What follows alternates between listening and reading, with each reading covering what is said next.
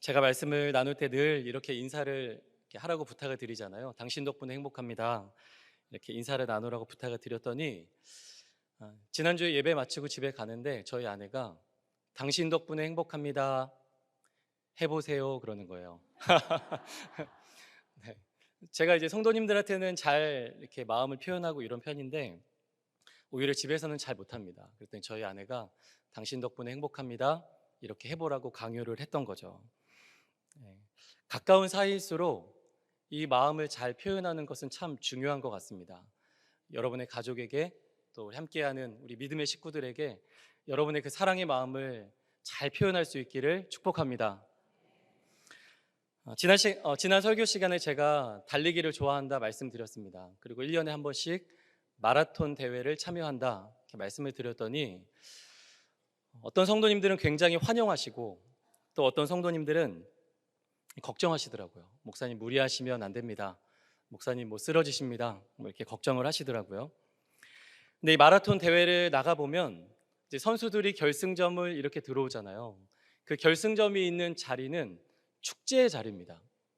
선수가 막 들어올 때 그 선수들의 지인, 선수들의 가족들, 또 모르는 사람들까지도 그 결승점으로 들어오는 선수를 환영하고 축복해주고 사진을 찍고 환호성을 막 질러줍니다. 그래서 사람들은 그 결승점에서 일어나는 일들만 생각을 하고 이 마라톤이라는 운동이 굉장히 낭만적인 운동이다 라고 생각하기가 쉽다는 겁니다. 여러분, 마라톤이 낭만적인 운동인가요? 네, 실제로는 그렇지 않습니다. 그 결승점에 들어오기까지 선수들은 이미 수시간 동안 목숨을 걸고 힘들게 달려왔던 겁니다. 그 힘든 시간들, 고통의 시간들이 지나고 나서 그 결승점에서의 영광스러운 순간들을 누릴 수가 있는 것이죠. 그런데 우리는 그 결승점에서의 화려한 순간들, 사람들이 박수치는 그 순간들만을 생각하고 그 고통과 연단의 시간들은 잘 생각하지 않으려고 한다는 것이죠. 우리의 삶도 마찬가지입니다. 때때로 우리는 이러한 것들을 놓치며 살아갑니다.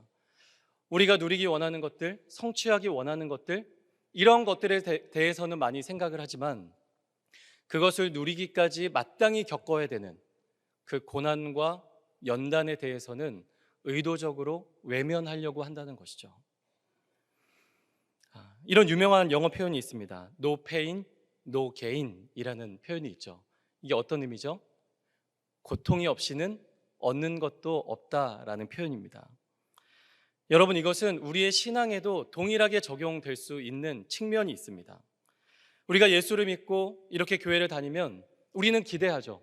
우리의 삶에 좋은 일들이, 기쁜 일들이, 행복한 일들만 가득할 것이다 라고 생각을 한다는 것입니다. 하지만 우리가 예수를 믿고 교회를 위해 헌신해도 우리의 삶에는 그러한 일들이 일어나지 않는 순간이 많이 있죠. 그래서 우리는 혼란스러운 겁니다.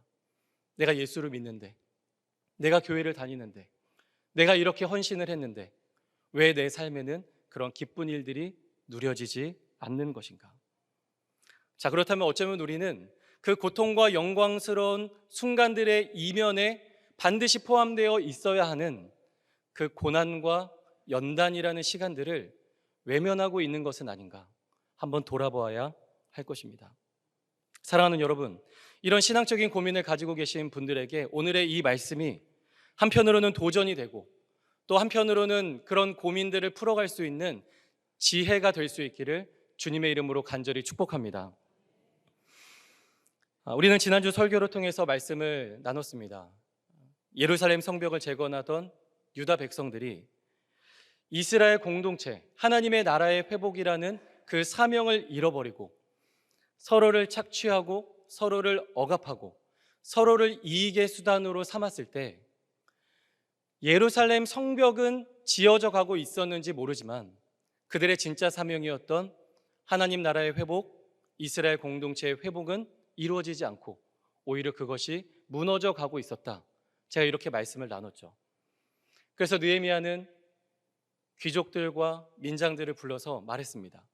너희들이 돈을 빌려주고 받아야 되는 그 이자의 100분의 1을 고통받는 백성들을 위해 나누어 주어라. 여기까지가 지난주에 나눈 설교의 내용입니다. 여러분, 제가 근데 지난주에 이 말씀을 다시 묵상하다가 이런 궁금증이 들었어요. 느헤미야가 귀족과 민장들, 이 당시 힘 있는 사람이잖아요. 권력이 있고 많은 것을 가지고 있는 이 사람들에게 너희들이 가지고 있는 그 권리와 권한을 고통받는 백성들을 위해서 내려놓아라, 희생해라, 헌신해라, 이렇게 말하는 것이 쉬운 일이었을까? 라는 생각이 드는 거예요. 어쩌면 이것은 굉장히 느헤미야에게 부담스러운 말이었을 수도 있습니다. 느헤미야 입장에서는 이 귀족들과 민장들, 이들에게 권리를 내려놓으라고 말하고 너희들이 희생해야 돼 라고 말하는 것은 굉장히 쉽지 않은 일이었다는 거예요. 자, 그런데 14절 말씀 한번 볼까요? 자, 14절을 함께 읽겠습니다. 시작.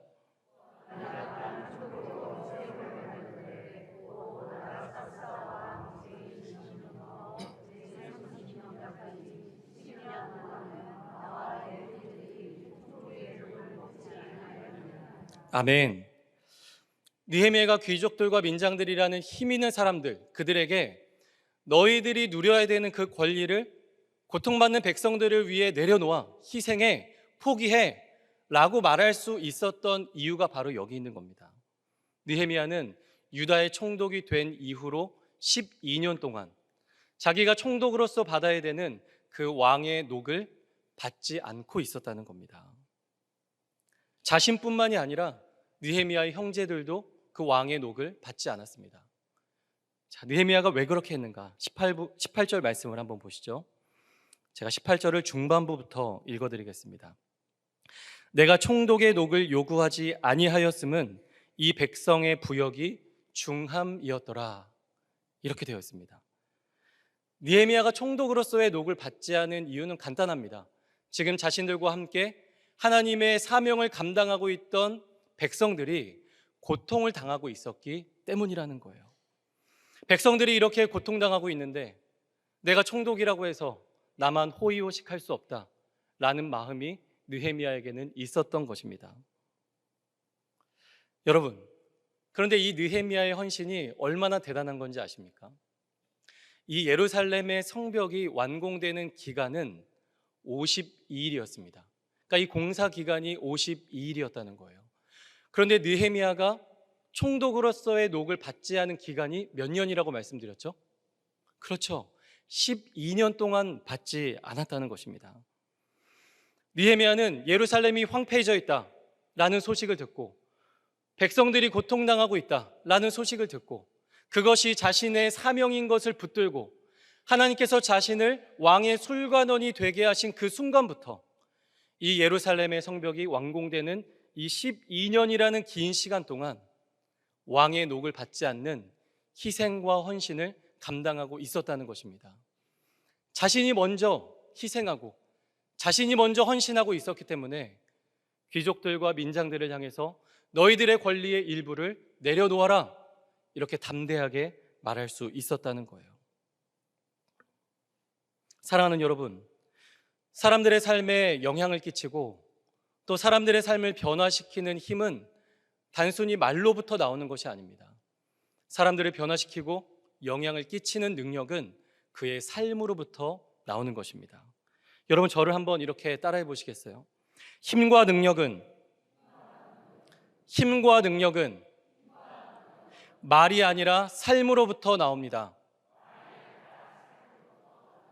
말이 아니라 삶으로부터 나옵니다. 아멘. 아멘입니다. 우리가 하는 말로 어떤 것도 변화시킬 수 없어요. 그것이 지혜로운 말이든 얼마나 설득력 있고 이성적이고 합리적인 말이든 그 말로는 어떤 것도 변화를 일으킬 수 없고 어떤 생명도 살아나게 할 수 없습니다. 여러분, 제가 제 얼굴을 한번 보시죠. 제가 가난하게 큰 얼굴 같습니까? 아니면 부유하게 큰 얼굴 같습니까? 말씀을 안 하신 분들은 아마 가난하게 컸다고 생각하지만 말씀하실 수 없는 그런 마음이시겠죠? 저는 굉장히 가난하게 컸습니다.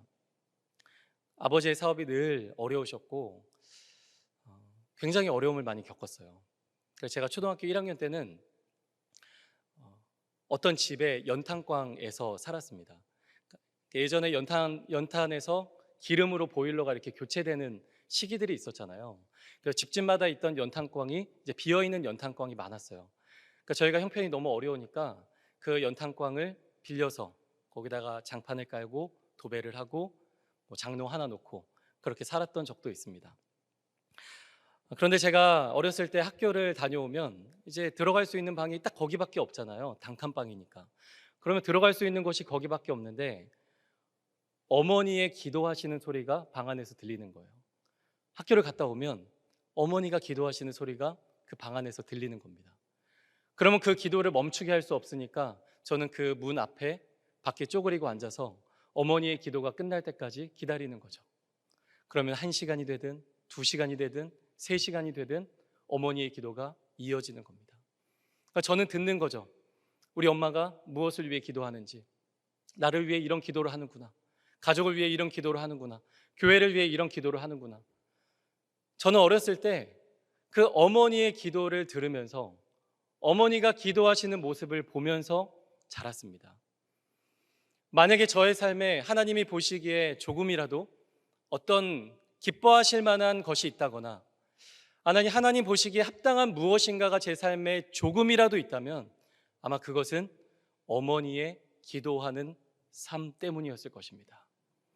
어머니가 저에게 야, 너 이렇게 커야 돼, 너 이렇게 해야 돼, 이렇게 뭐 더 열심히 공부해야 돼, 이렇게 말씀하신 말씀 때문이 아니라 어머니가 어떤 순간에도 하나님을 붙들고 기도하셨던 그 기도하는 삶, 그 기도하는 삶이 저의 삶에 좋은 변화를 일으켰던 것이죠.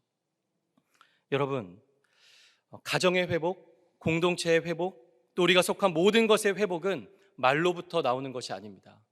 그 변화와 회복은 우리의 삶으로부터 증거될 때 거기에서 생명이 살아나는 역사들이 나타나게 될 줄로 믿습니다.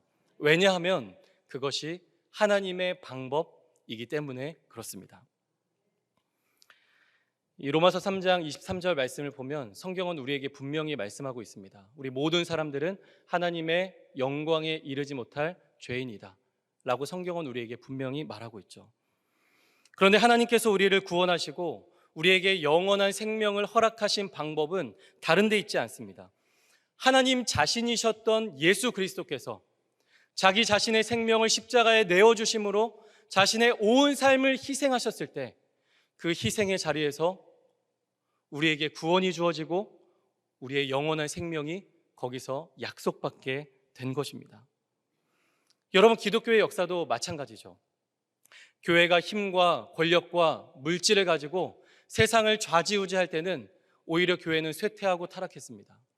하지만 교회가 박해받고 탄압받고 핍박받고 그렇게 순교자의 피가 땅에 뿌려지던 그 시기에 하나님의 역사가 교회 가운데 임하게 되고 놀라운 부흥이 이 땅 가운데 일어나게 된 것입니다.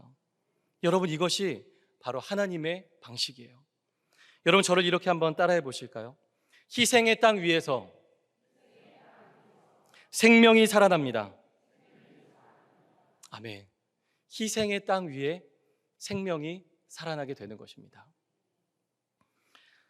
지금 우리 교회는 하나님이 허락하시는 회복의 길을 걷고 있습니다. 그러나 여전히 해결돼야 되는 문제들 있죠. 그리고 여전히 남아있는 상처와 아픔들도 사실 있습니다. 모든 성도님들의 마음 가운데 그런 상처와 아픔이 남아있죠. 하지만 하나님께서 하나님의 방법으로 반드시 우리를 회복해 하실 줄로 믿습니다. 근데 제 안에 좀 부끄러운 마음들이 있었습니다. 제가 부끄러운 고백을 여러분에게 하고 싶어요. 우리 교회가 최선을 다하고 있다는 것을 알고 있죠. 너무나 잘 알고 있지만 제 마음속에는 한편으로는 안타까움, 또 한편으로는 아쉬운 마음이 있었던 것이 사실입니다. 물론 최선을 다하고 있지만, 그래서 여기까지 올 수 있었지만 조금씩만 더 희생하고 조금씩만 더 양보하고 조금씩만 더 이해할 수 없을까라는 아쉬운 마음이 제 안에 있었던 것이 사실입니다. 부끄럽지만 그런 마음이 없지 않았어요. 그런데 제가 이 말씀을 묵상하던 중에 하나님 앞에 많이 회개했습니다. 이 말씀을 붙들고 기도하는데 하나님이 저에게 이렇게 질문하시는 것 같았어요. 야, 너 그래? 성도들이 더 희생하고 더 양보하길 바래? 그렇다면 너는 지금 무엇을 희생하고 있냐? 하나님이 저에게 이렇게 질문하시는 것 같았습니다. 문제가 해결되기만을 바라고 서로 양보하고 서로 희생하기만을 바라고 그렇게 교회가 잘 회복되기만을 바라고 기도하고는 있었지만 정작 나는 아무것도 희생하고 있지 않았다는 것을 그 말씀을 붙들고 기도하는 가운데 하나님이 깨닫게 하셨습니다. 얼마나 울면서 회개했는지 모릅니다. 그러면서 고백하게 되었어요. 주님, 그것이 무엇이든 하나님을 위해 저의 온 삶을 헌신하겠습니다. 하나님, 그것이 무엇이든 하나님을 위해 저의 모든 것을 희생하겠습니다. 이런 고백을 하게 됐어요. 물론 무엇을 희생해야 될지, 무엇을 헌신해야 될지 그 방법은 교회와 성도님들과 함께 찾아 나가야겠죠. 하지만 중요한 것은 무엇이냐면 하나님, 내가 하나님을 위해 이 교회를 위해 나의 온 삶을 드리고 헌신하고 희생하겠습니다. 이 마음의 결단이 생기고 나니까 그때 제 삶에 천국이 찾아오게 되었다는 겁니다. 천국이 찾아왔어요. 여러분, 그때부터는요 마음속에 두려움이 없는 겁니다. 사람을 두려워하지 않게 됐고요, 상황을 두려워하지 않게 됐고요, 문제를 두려워하지 않게 됐고요, 앞으로 있을 그 미래가 하나도 두렵지 않은 겁니다. 저의 온 삶을 하나님 앞에 맡기기로 다짐하고 나니 이제 하나님이 일하시겠다, 이 믿음이 제 안에 생기게 된 것입니다. 얼마 전에 추석이었죠. 추석이 되면 자녀들에게, 조카들에게, 손주들에게 용돈을 이렇게 줍니다. 여러분, 용돈 많이 주지 마시기 바랍니다. 절대로 5만 원씩 주지 마세요. 1만 원씩 이렇게 주시면 됩니다. 여러분, 아이들이 명절에 용돈 받으면 부모님들이 어떻게 하시죠? 네, 웃으시는 분들은 아마 경험이 있었던 것 같습니다. 야, 그거 나한테 맡겨, 이제 이렇게 말하죠. 더 정확히 이야기하면 부모님들이 그러시는 게 아니라 엄마들이 주로 그렇게 합니다. 네, 저는 그 아이들의 용돈을 만져본 적이 없어요. 엄마들이 다 그 용돈을 이제 가져가죠. 근데 아이들이 그거 압니다. 엄마 손에 들어가면 이제 잘 나오지 않는다, 이제 이걸 아니까 엄마들에게 맡기지 않는 거죠. 근데 아이들이 그 용돈 받은 거 뺏기지 않은 그 1만 원짜리 손에 들고 이제 마트에 가면 자기가 가지고 싶은 장난감 앞에 막 서성이는 거죠. 근데 여러분, 요즘에 장난감이 얼마나 비쌉니까? 1만 원짜리 한 장으로 장난감 못 삽니다. 절대 가지고 싶은 장난감 못 사요. 그럼 아이가 돈 보고 가격표 보고 자기가 살 수 없으니까 계속 그 앞에서 서성이는 겁니다. 그럼 제가 그 모습을 보고 아이한테 말하는 거죠. 야, 그 1만 원 아빠 줘라. 왜 달라고 하는 거죠? 그 돈을 제가 엄마처럼 주머니에 넣는 게 아니라 그 돈을 제가 받아서 제 돈을 보태서 이 아이가 가지고 싶은 좋은 장난감, 그 비싼 장난감을 사주려고 달라고 하는 겁니다. 여러분, 아이가 손에 꼭 쥐고 있는 그 1만 원짜리 한 장이 아이의 손에 들려 있을 때는 1만 원에 불과하죠. 하지만 그 1만 원이 아버지의 지갑 속으로 들어가면 아버지의 지갑에 있는 모든 돈이 다 아이의 것이 되는 겁니다. 여러분, 우리가 신앙생활을 할 때도 이런 믿음을 가지고 신앙생활을 해야 됩니다. 우리도 우리의 아버지 되신 하나님께 우리의 모든 것을 맡길 수 있는 믿음이 있어야 합니다. 하나님을 위해서, 교회를 위해서, 가정을 위해서, 이웃을 위해서 나의 삶을 희생하며 헌신할 때 하나님은 결코 그 삶을 가만히 두지 않으십니다. 그때부터는 나의 능력이 아니라, 내 손에 쥐고 있는 것이 아니라, 내 머릿속에 들어있는 것이 아니라 하나님의 능력으로 사는 인생이 될 수 있는 거예요. 여러분, 느헤미야가 그랬던 거죠. 그는 백성들을 향해서 너희들이 더 희생해라, 너희들이 더 많이 헌신해라, 너희들이 더 많이 양보해라, 이렇게 말하지 않았습니다. 그저 12년이라는 시간 동안 묵묵하게 자신의 온 삶을 하나님의 사명을 위해, 이스라엘 공동체를 위해 헌신했던 것이죠. 거기에서 하나님의 역사가 나타난 것입니다. 여러분 15절 말씀을 잠깐 보시겠어요? 15절 말씀 마지막 부분을 보면 이렇게 되어 있습니다. 나는 하나님을 경외함으로 이같이 행하지 아니하고 라고 되어 있습니다. 여러분 느헤미야가 이 왕으로부터 녹을 받지 않고 자신의 것을 공동체를 위해 헌신했던 이유는 단순히 고통받고 있던 어떠한 사람, 그 사람을 위한 것이 아니었다는 거예요. 느헤미야는 자신의 헌신과 희생을 하나님을 위한 것이라고 고백하고 있었습니다. 그러니 그의 삶을 하나님 앞에 온전히 바칠 수 있었던 것입니다. 여러분 그랬더니 하나님이 어떻게 일했는지 아세요? 여러분 이 예루살렘의 성벽이라는 이 어마어마한 공사가 52일 만에 완성되는 놀라운 일이 일어나게 되었습니다. 여러분 이거 누가 한 거죠? 느헤미야가 한 건가요? 귀족과 민장들이 한 건가요? 그렇지 않습니다. 느헤미야의 헌신을 통해서 하나님이 일하신 거예요. 사랑하는 여러분, 자신의 삶을 하나님 앞에 온전히 헌신하고 희생해서 하나님의 일하심을 경험하며 살아갈 수 있는 우리 모두가 될 수 있기를 간절히 축복합니다. 제가 이번 주에 말씀을 준비하면서 기도하던 중에 하나님이 제 마음속에 이렇게 떠올리게 하신 말씀이 하나가 있었습니다. 마태복음 13장에 있는 말씀인데요. 이 마태복음 13장에는 천국에 대한 이야기로 가득 차 있습니다. 천국은 마치 이러한 것이다, 천국은 이런 곳이다 라는 이야기들로 예수님의 가르침으로 가득 차 있습니다. 사랑하는 여러분, 아멘을 크게 하실 준비하시기 바랍니다. 이곳에 계신 모든 분들이 훗날 천국에서 다 만나게 될 줄로 믿습니다. 우리는 다 천국에서 만나서 영원히 함께 살아갈 가족들이에요.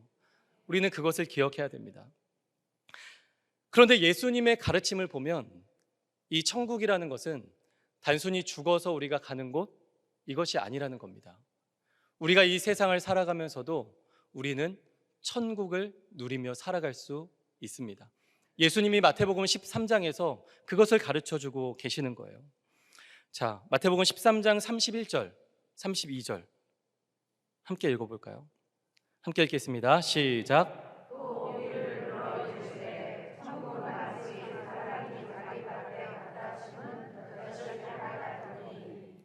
이는 모든 씨보다 작은 것이로되 자란 후에는 풀보다 커서 나무가 되매 공중의 새들이 와서 그 가지에 깃들이느니라. 아멘. 천국은 마치 밭에 심겨진 뭐 같다고 했죠? 네, 겨자씨 한 알. 여러분 겨자씨 보신 적이 있으신가요? 겨자씨는 굉장히 작은 씨앗입니다. 씨앗 중에도 굉장히 작은 씨앗이에요. 이 말씀은 다양한 의미로 해석이 될 수 있겠지만 저는 이번 주에 이 말씀이 저에게 이렇게 묵상이 되었습니다. 농사를 해보신 분들은 아실 거예요. 밭에다가 씨를 이렇게 뿌리면 모든 씨앗에서 다 열매가 맺는 것은 아닙니다. 그렇죠? 어쩌면 뿌린 것보다 더 많은, 싹이 나는 것보다 더 많은 씨앗들이 그냥 죽어 없어지는 경우가 있습니다. 뭐 환경이나 날씨의 영향을 받기도 하고요. 그리고 새들이 이 씨앗을 자신의 먹이로 삼기 때문에 그 씨앗은 싹을 틔우지 못하고 사라지는 경우가 많이 있습니다. 자, 그런데 이 씨앗이 싹을 틔우고 풀이 되고 나무가 돼서 크게 돼서 어떤 이 풍성한 가지를 가지게 되었을 때 그때는 공중의 새들이 와서 그 가지에 깃들인다. 그 가지에 둥지를 틀고 살게 된다는 거예요. 여러분 이것은 굉장히 자연스러운 현상인 것 같지만 이 씨앗의 입장에서 보면 이것은 당연한 일이 아닙니다. 씨앗이 자라서 나무가 되기까지의 과정에서 자신에게 가장 위협이 되었던, 자신의 생명을 위협했던 가장 원수와 같은 존재가 바로 새였다는 겁니다. 그런데 자신이 그 연약함을 벗어던지고 이제 큰 나무가 되어서 힘을 갖게 되었을 때 그때 이 씨앗이 자신의 어깨를 그 원수에게 내어주는 겁니다. 그래서 나에게 와서 쉬라고, 나에게 와서 머물라고 자신의 어깨를 그 원수에게 내어주는 거예요. 여러분 여기에 천국이 임한다고 예수님이 가르쳐주고 계시는 겁니다. 사랑하는 여러분, 천국은요 내가 더 많이 가지고, 내가 더 많이 누리고, 내가 더 높아지고, 이렇게 누릴 수 있는 것이 천국이 아니라는 것입니다. 이러한 방식으로는 천국을 살아갈 수 없어요. 천국은 내가 연약할 때 나에게 아픔과 상처를 주었던 그 원수와 같은 사람에게 나의 삶의 자리를 내어주고 내 어깨를 내어주어 그가 쉬게 하고 그가 머물러 줄 수 있도록 할 때, 그때 그 삶은 하나님이 허락하시는 천국을 누리게 될 줄로 믿습니다. 여러분, 하나님의 말씀대로 살아가는 것, 방금 이 말씀만 들어도 결코 쉬운 일이 아니라는 것을 알 수 있죠. 느헤미야가 12년 동안 녹을 받지 않고 산 것 쉽지 않은 일입니다. 이 씨앗이 나무가 돼서 새에게 어깨를 내어주는 것, 이건 역시 결코 쉬운 일이 아닙니다. 하지만 믿음은 그것이 이성적이고 그것이 합리적이어서가 아니라 그것이 하나님의 말씀이기 때문에 도전해야 하는 것입니다. 여러분, 믿음의 도전에는 결코 실패가 없습니다. 왜냐하면 믿음으로 도전하며 믿음으로 살아갈 때 하나님은 그 삶을 책임져 주시기 때문입니다. 사랑하는 여러분, 여러분이 속한 모든 공동체, 여러분의 가정, 여러분의 직장, 그것이 어떤 곳이든 여러분이 속한 모든 공동체 속에서 여러분의 삶을 희생하고 헌신하고 양보하며 살아가시기를 바랍니다. 이 믿음의 도전을 하는 여러분을 통해서 여러분의 삶과 그리고 오늘 여러분이 서 있는 그 모든 자리가 하나님이 허락하여 주시는 천국과 같은 곳으로 변화되게 될 줄로 믿습니다. 우리 함께 자리에서 일어나서 결단하며 찬양하겠습니다.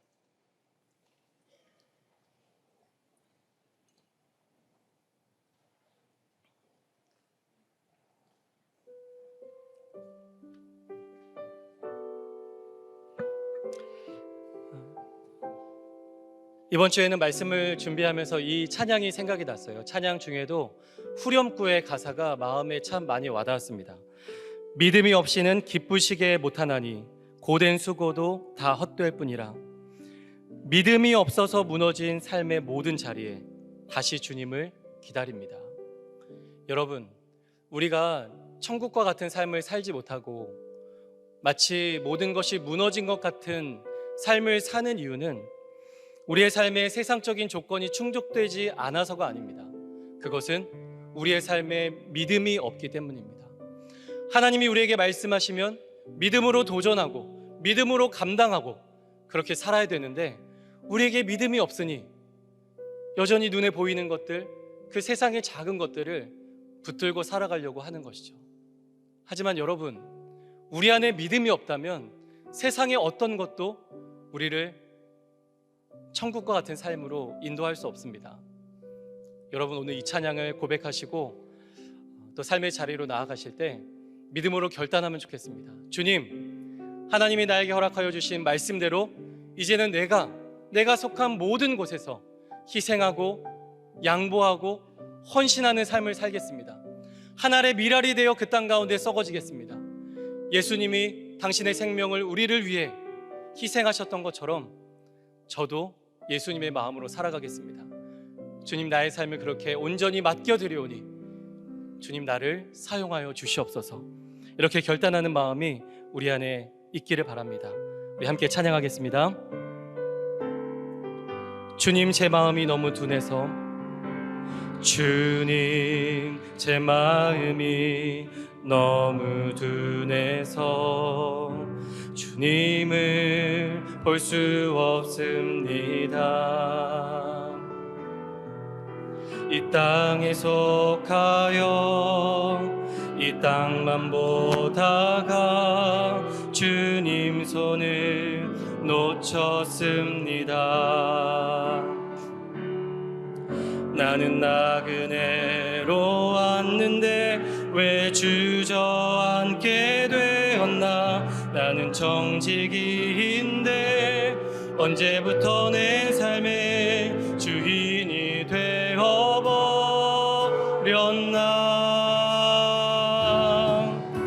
믿음이 없이는 기쁘시게 못하나니 고된 수고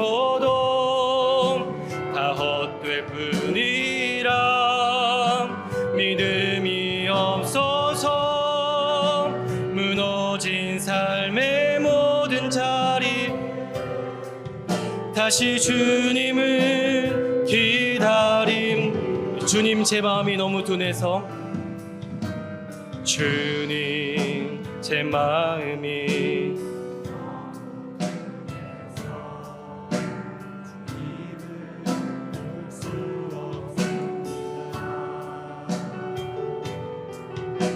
이 땅에 속하여 이 땅만 보다가 주님 손을 놓쳤습니다.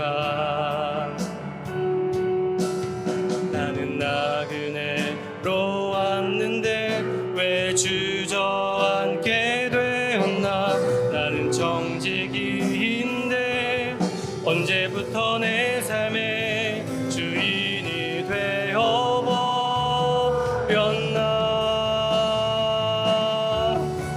믿음이 없이는 기쁘시게 못하나니 고된 수고도 다 헛될 뿐이라. 믿음이 없어서 무너진 삶의 모든 자리에 다시 주님을 우리 다시 한번 고백합니다. 믿음이 없이는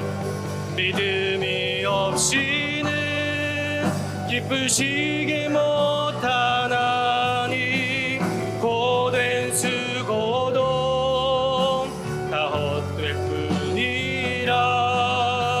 믿음이 없어서 무너진 삶의 모든 자리 다시 주님을 기다립니다. 하나님, 오늘도 우리에게 생명과 같은 예배를 허락하여 주시니 감사합니다. 그리고 우리의 삶을 돌아보며 점검할 수 있도록 생명의 말씀을 허락하여 주신 것 감사드립니다. 이 땅을 살아가는 우리들은 불안한 것이 많고 염려가 참 많이 있습니다. 그래서 내가 가진 것들, 또 내 생각들, 내 계획들을 놓치면 내 삶이 다 무너질 것 같은 염려와 불안함을 가지고 이 땅을 살아가고 있습니다. 하지만 주님, 그 손에 쥐고 있던 모든 것들을 주님의 손에 맡겨드릴 때 하나님의 것이 나의 것이 되고 하나님의 능력이 나의 것이 될 줄로 믿습니다. 우리의 힘으로 살아가는 인생이 되지 않도록 도와주시고 하나님의 은혜와 능력으로 살아가는 믿음의 삶 살아갈 수 있도록 인도하여 주시옵소서. 우리가 속한 공동체들에는 많은 아픔들이 있고 상처들이 있고 문제와 갈등들이 있습니다. 우리의 가정에도, 우리의 직장에도, 우리의 사회에도, 이 나라와 민족에도, 온 세상 가운데서도, 그리고 우리의 교회 안에도 많은 아픔과 상처가 있습니다. 하지만 주님, 다른 이들에게 희생과 헌신을 요구하기 이전에 내가 먼저 희생하고 양보하고 헌신할 수 있는 그 믿음을 허락하여 주시옵소서. 느헤미야의 헌신을 통해서 하나님이 이스라엘 공동체를 회복시키시고 하나님의 나라를 회복시키셨던 것처럼 우리 한 사람 한 사람의 희생과 헌신을 통해 우리 사랑하는 안산성광교회가 하나님이 허락하여 주시는 놀라운 회복과 부흥을 경험하게 될 줄로 믿습니다. 하나님의 원리를 따라, 말씀의 가치를 따라 우리가 교회를 섬길 수 있는 우리 모든 성도들 될 수 있도록 도와주시옵소서. 그래야 우리의 삶과 우리 교회가 하나님이 허락하여 주시는 천국과 같은 삶이 되게 하시고 천국과 같은 교회가 될 수 있도록 하나님 축복하여 주시옵소서. 이젠 우리 주 예수 그리스도의 은혜와 하나님의 사랑하심과 성령님의 감화 감동 교통 함께 하심이 오늘 이 예배를 마치고 세상 가운데로 나아가는 우리 모두의 머리 위에 지금부터 영원까지 함께 하시기를 간절히 축원하옵나이다. 아멘.